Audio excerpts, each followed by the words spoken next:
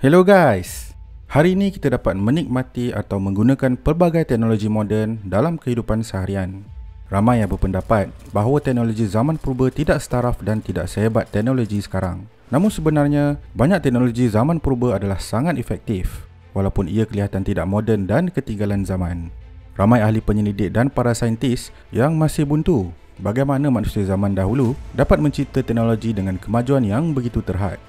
Jom kita lihat beberapa teknologi zaman dahulu yang pasti mengejutkan korang dalam video ini yang bertajuk 10 teknologi zaman dulu yang masih menjadi rahsia sehingga kini.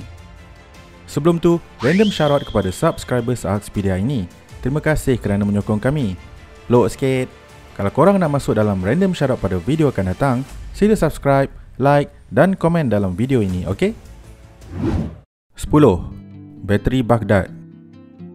Bateri Baghdad atau juga dikenali sebagai bateri Pratia ini telah ditemui pada tahun 1983 di kawasan luar Baghdad yang bernama Kujur Rabu, bukan Kamis ya, oleh seorang ahli arkeologi Jerman.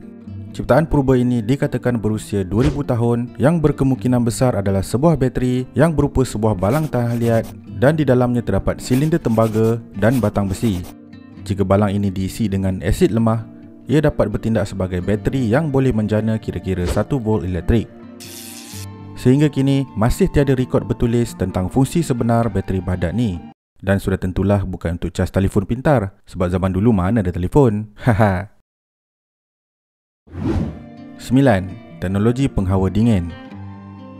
Ramai yang akan berfikir bahawa penghawa dingin ini adalah teknologi moden, tapi sebenarnya memang teknologi moden pun. Dulu mana ada elektrik nak pasang benda ni. Haha. Tapi konsep asas penghawa dingin telah wujud pada zaman dulu lagi. Penduduk Egypt zaman dulu menggunakan satu tumbuhan yang dibasahkan dan digantungkan pada ruangan tingkap yang terbuka.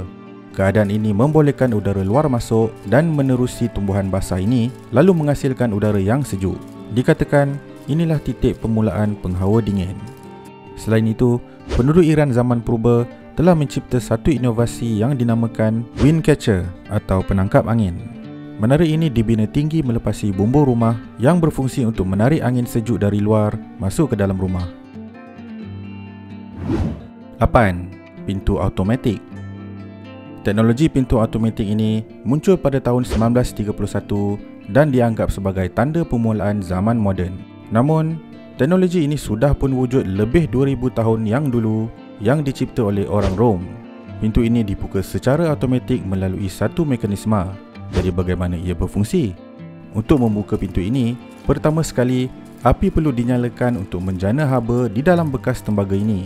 Udara di dalam bekas tembaga yang panas ini akan mengepam air ke dalam bekas lain yang berfungsi sebagai pemberat untuk membuka pintu. Malangnya pintu ini tidak begitu praktikal kerana mengambil masa yang agak lama untuk pintu dibuka. Namun, pintu hati abang sentiasa terbuka untuk awak. Cia cia cia. 7. Pengesan gempa bumi. Teknologi mengesan gempa bumi amat penting pada masa kini yang boleh menyelamatkan ramai nyawa. Namun teknologi sebegini bukanlah benda yang baru. 2000 tahun yang dahulu, di China, satu alat yang dinamakan seismoskop atau Hofeng Didongyi telah tercipta dan merupakan alat pengesan gempa bumi pertama yang direkodkan dalam sejarah. Alat yang dicipta oleh seorang saintis yang bernama Zhang Heng ini mampu mengesan gempa bumi sejauh ratusan kilometer. Alat yang dilihat seperti balang ini mempunyai 8 bentuk kepala naga yang memegang bola dan 8 bentuk katak di dasarnya. Jika berlakunya gempa bumi, mekanisme di dalam balang ini akan berfungsi dan bola tersebut akan dijatuhkan dari mulut naga ke mulut katak. Ia juga dapat menentukan arah gempa bumi itu berlaku. 6. Peti sejuk purba. Boleh dikatakan setiap rumah memiliki sekurang-kurangnya satu peti sejuk.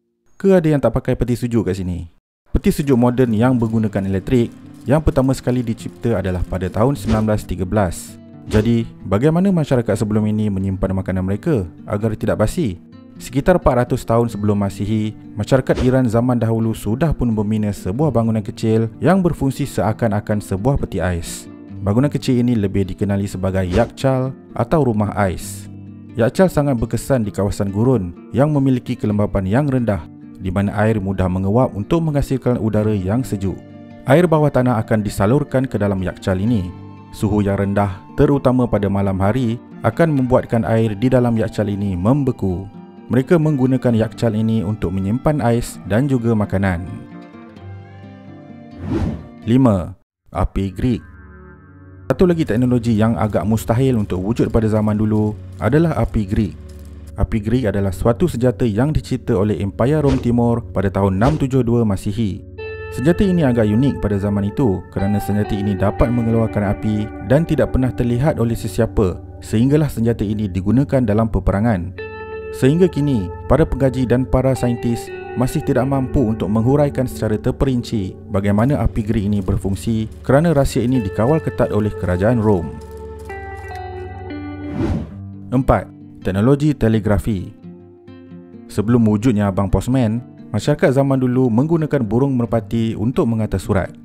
Disebabkan burung-burung mengeluh kepenatan kerana tiap-tiap hari kena hantar surat, maka telegraf dicipta pada tahun 1832. Telegraf merupakan sebuah mesin atau alat yang menggunakan teknologi telegrafi untuk mengirim dan menerima pesanan dari jarak jauh. Pesanan telegraf yang dihantar oleh operator telegraf menggunakan kod Morse itu pula dikenali sebagai telegram. Sebelum telefon bimbit diperkenalkan dan digunakan, telegram sering digunakan oleh masyarakat zaman dahulu untuk keperluan bisnes. Ia berbeza dengan email yang kita ada sekarang dan telegram ini sering digunakan untuk pengiriman dokumen-dokumen rasmi dalam perjanjian. 3. Baju perisai purba Linothorax. Terdapat beberapa penulisan sejarah yang menyebut tentang pemakaian baju perisai ketika peperangan. Masyarakat Greek purba dikatakan telah pun menggunakan baju perisai ini yang dinamakan Linothorax. Linothorax ini dicipta dengan hanya menggunakan fabrik linen yang mempunyai banyak lapisan. Walaupun tidak secanggih baju kalis peluru yang kita ada sekarang, namun Linothorax ini mampu menepis atau mengurangkan impak daripada serangan anak panah dan pedang yang tajam. Disebabkan fabrik linen ini mudah terakis, tidak banyak baju perisai Linothorax ini yang tinggal untuk dikaji. Para pengkaji hanya mampu mengkaji berdasarkan lukisan dan penulisan yang ditinggalkan. 2. Tiang besi Delhi. Salah satu ciptaan masyarakat zaman dulu yang membingungkan para penyelidik dan para saintis hingga kini adalah tiang besi Delhi. Tiang yang dibina oleh raja pada zaman itu, Chandragupta yang kedua, mempunyai ketinggian 7.21 meter dan dianggarkan mempunyai berat sehingga 6 tan. Walaupun sudah lebih 1700 tahun tiang besi ini dibina, namun tiada sebarang kerosakan dan hakisan pada tiang ini. Dalam tempoh selama ini, sepatutnya tiang ini sudah hilang akibat kesan persekitaran seperti cuaca panas dan hujan. Namun tiang ini masih tegak berdiri. Keadaan ini menarik minat para penyelidik dan para saintis dari seluruh dunia untuk mengkaji tiang besi Delhi ini. Namun sehingga kini masih tiada jawapan yang sempurna. 1. Mekanisme Antikythera. Siapa sangka sebuah komputer telah pun wujud pada 2200 tahun yang lepas. Namun komputer ni bukanlah seperti komputer moden zaman sekarang. Alat yang bernama mekanisme Antikythera ni ditemui di dalam kapal karam oleh para penyelam di situ pada tahun 1901 di salah satu pulau di Greece yang bernama Antikythera. Setelah dikaji, para saintis mengeluarkan idea yang alat ini adalah sebuah komputer analog yang dikatakan mampu meramal pergerakan bintang dan planet, perubahan fasa bulan dan pelbagai pengiraan astronomi yang lain. Para pengkaji berpendapat yang ianya direka oleh para saintis Greek purba. Namun, untuk siapa dan tujuan apa ia dibina masih lagi menjadi misteri sehingga sekarang. Terima kasih kerana menonton. Kalau korang suka dengan video ini, sila subscribe, like dan share, okey? Jumpa korang di video akan datang. Bye!